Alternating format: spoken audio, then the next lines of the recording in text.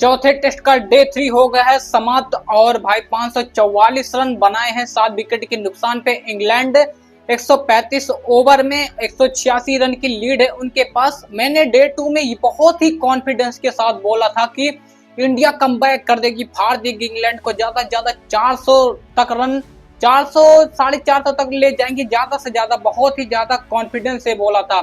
लेकिन अब मेरी रूह कांप गई है, अब कह रहे हैं कि भाई बहुत ही गलत बोल दिया था यार मैंने, सच में यार। 544 तो अभी है, मैं 400 450 कह रहा था, अभी देखो 544 है, अभी 7 ही विकेट गिरे। अभी सोचो, अभी तो 3 विकेट बाकी हैं, अभी पता नहीं होगा क्या इंग्लैंड वाले पता नहीं क्या 600 तो ये मारेंगे, ये तो फिक्स है भाई, ये 600 तो लेकर जाएंगे, इसमें कोई दो राय नहीं है। लेकिन मैंने बहुत कॉन्फिडेंस से बोला था कि इंडिया रुला देगी, फाड़ देगी डे 3 में, लेकिन इंडिया वालों की खुद ही फाड़ दी भाई। इंग्लैंड वालों ने, बेसबॉल ने तो कमाल कर दिया भाई।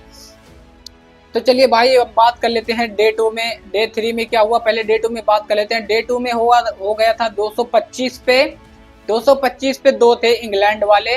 तो वहां से भाई मैच स्टार्ट हुआ, कोई विकेट गिरा ही नहीं था। उसके बाद अब आते आज भाई 544 रन बन गए हैं 7 विकेट के नुकसान पे। 135 ओवर हो गए हैं, 186 रन की लीड है इंग्लैंड के पास। और एक चीज ये देखा जाए, डे 3 का पहला सेशन जब शुरू हुआ, हमें लगा कि मैंने क्या बोला, मैंने यही बोला था कि जो पहला सेशन होता है, और आप लोगों को भी पता है कि जो पहला सेशन होता है वो बॉलरों के नाम होता है, उसमें 1-2 विकेट आ ही जाते हैं। लेकिन पहले सेशन में कोई विकेट ही नहीं। तुम खुद सोचो, जो चाहे इंग्लैंड हो, चाहे इंडिया हो, चाहे कोई भी टीम हो अगर खेलती है, तो पहले सेशन में बॉलरों को विकेट मिलना अनिवार्य होता है, और विकेट चाहिए भी होता है, और उन्हें विकेट मतलब निकालना होता है चाहे जैसे। और अगली टीम को भाई पहले सेशन बचाकर खेलना होता है, और भाई इंग्लैंड वालों ने बचाकर खेला, और इंडिया को पहले सेशन में मतलब कोई विकेट ही नहीं मिला। दूसरे सेशन में जाकर जब लंच हुआ, लंच के बाद कहीं जाकर सुंदर ने कमबैक कराया। सोचो मतलब जो रूट और ओली पोप, भाई इन दोनों ने तो हिला के रख दिया। मतलब यार हम 1-1.5 घंटा ये सोच रहे थे कि यार पहले सेशन हो गया है, बुमराह विकेट लेगा, बुमराह को विकेट नहीं मिला। हमने सोचा सिराज को विकेट मिले, सिराज भी नहीं विकेट मिला। अंशुल कंबोज AK-47, हमने सोचा था AK-47 चलेगी, लेकिन AK-47 की गोली खत्म हो गई है। उसके बाद शार्दुल ठाकुर को तो ऐसे लग नहीं रहे भाई, उसको बॉलर के रूप में गिन रहे हैं। ऐसे लग रहा है कि उसको जब थक जाएंगे, ले भाई 1-2 ओवर तू भी फेंक दे, ऐसे चल रहा है उसका सीन। सबने बॉलिंग करा दी भाई, पहले सेशन में कुछ विकेट ही नहीं मिला। उसके बाद दूसरे सेशन में आकर किसी तरह भाई वाशिंगटन सुंदर ने कमबैक कराया और ओली पॉप को आउट कराया। पहला विकेट भाई दूसरे सेशन में ओली पॉप को आउट किया। 70 रन पे भाई ओली पॉप, 71 रन पे ओली पॉप आउट हुआ। 71 रन बनाए 128 बॉल में 7 चौके। उसके बाद 2-3 ओवर बाद फिर आया सुंदर। उसके बाद फिर 2-3 ओवर में हैरी ब्रूक को LBW स्टंपिंग कराया ध्रुव जुरेल का शानदार। भाई जुरेल ने मतलब शानदार स्टंपिंग की, और आज ध्रुव जुरेल ने बहुत बढ़िया स्टंपिंग की, एक हैरी ब्रूक का, उसके बाद एक जरूट का, और एक दो कैच पकड़े थे ना, किसके पकड़े थे, हाँ जेमी स्मिथ का एक शानदार कैच पकड़ा था।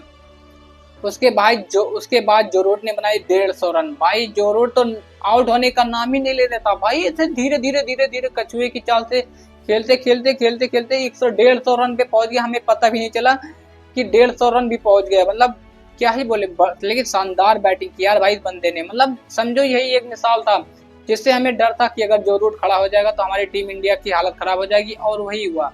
जोरूट खड़ा हो गया, हमारी टीम के एल लग गए। 248 बॉल में 150 रन बनाए हैं भाई जोरूट ने।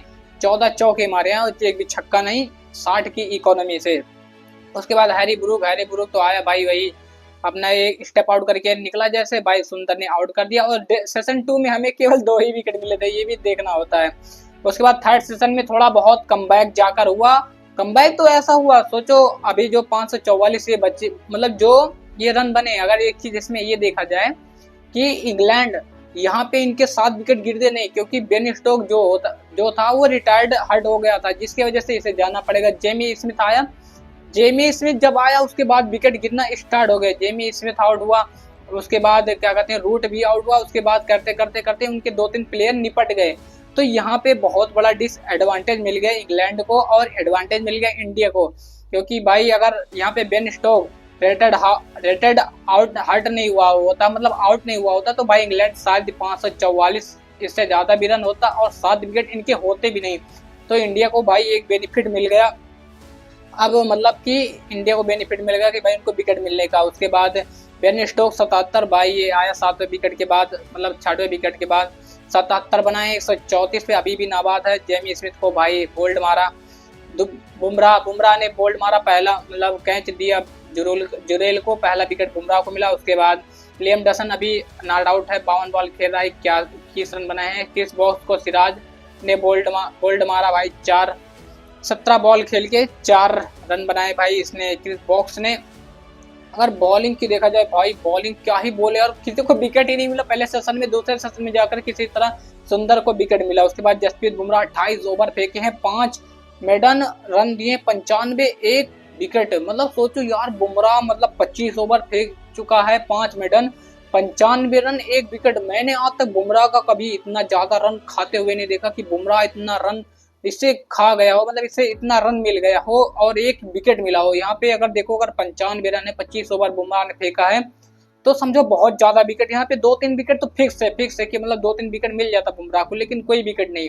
अंशुल कंबोज भाई डेब्यू बॉय का तो भाई गोली ही खराब कर दी, AK-47 का। लेकिन फिर भी कोई बात नहीं यार, ये जो पीछे ऐसे ही है। देखो हम यहाँ कभी जीतते नहीं है, इसी वजह से हमारा रिकॉर्ड खराब है। अभी कुछ कहा नहीं जा सकता भाई, डेब्यू मैच था अंशुल कंबोज का, फिर भी सही है, मतलब 1 विकेट निकाल तो लेकर गया। 18 ओवर फेंके हैं, 1 मेडन, 89 रन, 1 विकेट। उसके बाद मोहम्मद सिराज, इसका तो कुछ आता ही पता नहीं भाई। सिराज ने अच्छी बॉलिंग कराई, लेकिन भाई विकेट समझ भाई, बॉलिंग सबने अच्छी कराई लेकिन विकेट किसी को नहीं मिला। 26 ओवर फेंके हैं, 4 मेडन, 113 रन, एक विकेट मिला है। उसके बाद शार्दुल ठाकुर 11 ओवर फेंके हैं, 0 maiden, 55 run, 0 wicket. Ravindra Jadeja 33 over फेंके हैं, 117 रन, 2 विकेट। वाशिंगटन सुंदर ने ही भाई कमबैक कराया, 19 ओवर फेंके हैं, 4 मेडन, 57 रन, 2 विकेट है। अब भाई इंडिया को क्या करना होगा, ये सब तो चलो ठीक है, 186 रन की लीड है। आप लोगों को क्या लगता है, क्या अब यहाँ से क्या करेंगे इंग्लैंड वाले?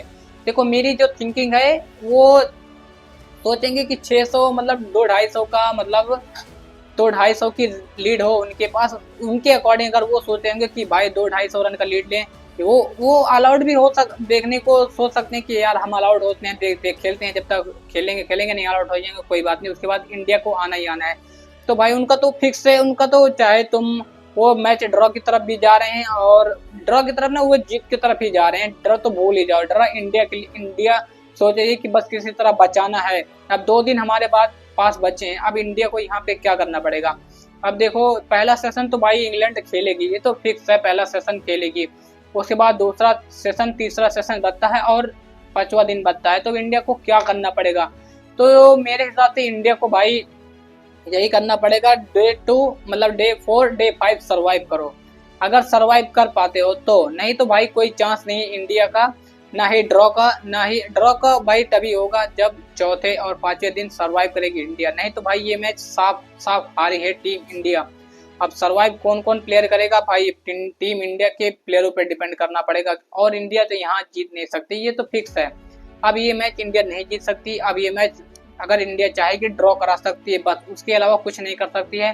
लेकिन देखते हैं भाई, वैसे इंडिया को यही थिंकिंग रहना चाहिए कि मतलब आउट ही ना करे यार।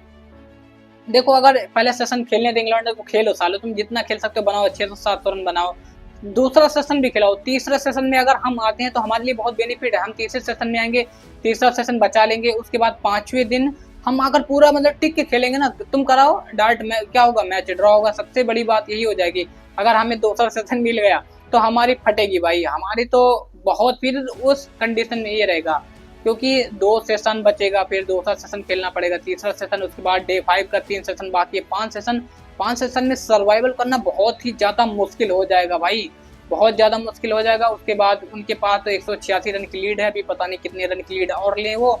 उसके बाद फिर अगर उनको सोचो, अगर उन्हें तुम मान लो चलो ठीक है सर्वाइव कर लिया इंडिया ने एकदम लास्ट तक, 5वें दिन के लास्ट सेशन तक, अगर उन्हें 20 ओवर भी मिल गया ना, 20 ओवर में अगर उन्हें 100, 150, 200 रन अगर मान लो अगर उन्हें चाहिए ना, तो भाई वो बना देंगे, क्योंकि उनके पास एडवांटेज है, वो बना देंगे। और जहाँ तक है 200, 250, 20 ओवर में इतना जाएगा नहीं, वो नॉर्मली अगर जीतेंगे तो एकदम नॉर्मली जीतेंगे। अगर इंडिया ड्रॉ करना चाहेगी तो भाई मर मिटना पड़ेगा। एक दो प्लेयर को ना अपने अंदर पुजारा वाली आत्मा लाना पड़ेगा।